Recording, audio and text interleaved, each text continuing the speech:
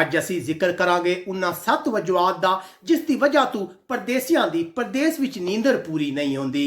Number 1, बहुत ज़्यादा परदेसियां की आदत होती है कि वह सोने तो पहले मोबाइल का इस्तेमाल करते हैं। वो मोबाइल में इतने बिजी हो जाते हैं कि उन्होंने पता ही नहीं चलता कि मोबाइल उन्होंने नींदर के 2-3 घंटे खा गया है। नंबर 2, बहुत ज़्यादा परदेसियां नूं पैसे कमाने की जल्दी होती है, वो बेशुमार ओवर टाइम लाते हैं, उन्होंने सोने का कोई शेड्यूल ही नहीं रहिंदा।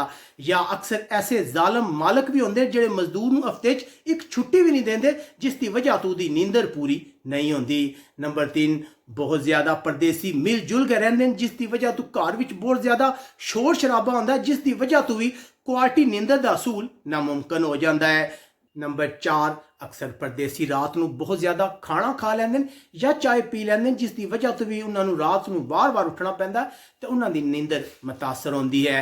नंबर 5, अक्सर परदेसियों के घर वाले जड़े उन्होंने आराम का ख्याल नहीं करते तो रात को बिला जरूरत मिस कॉलां करानियां शुरू कर देंगे जिसकी वजह तो भी उन्होंने नींदर मुतासर होती है।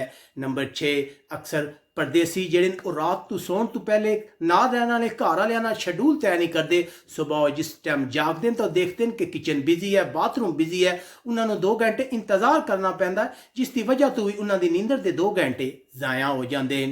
नंबर 7, अक्सर परदेसियों को रात को बुरे बुरे ख्यालात आना शुरू हो जाते हैं कि मेरे पेपरों का के बनेगा, मेरा पासपोर्ट कदों पास होगा, काश कोई अमीर गोरी मेरे नाल फस जाए, मेरे को पैसे आ जान, मेरे शरीका ने पाकिस्तान कोठी बना ली है। इस तरह के ख्यालात भी नींदर को मुतासर करते हैं। इस तो इलावा अगर तुसी भी कोई ऐसी वजह जानते हो जिसकी वजह तो परदेसियों की नींदर खराब होती है तो सानू कमेंट करके लाजमी दसो। इस तो इलावा इस वीडियो को तमाम दोस्तों नाल शेयर करो जिहड़े शिकायत करते हैं कि परदेस विच उन्हां दी नींदर पूरी नहीं होती।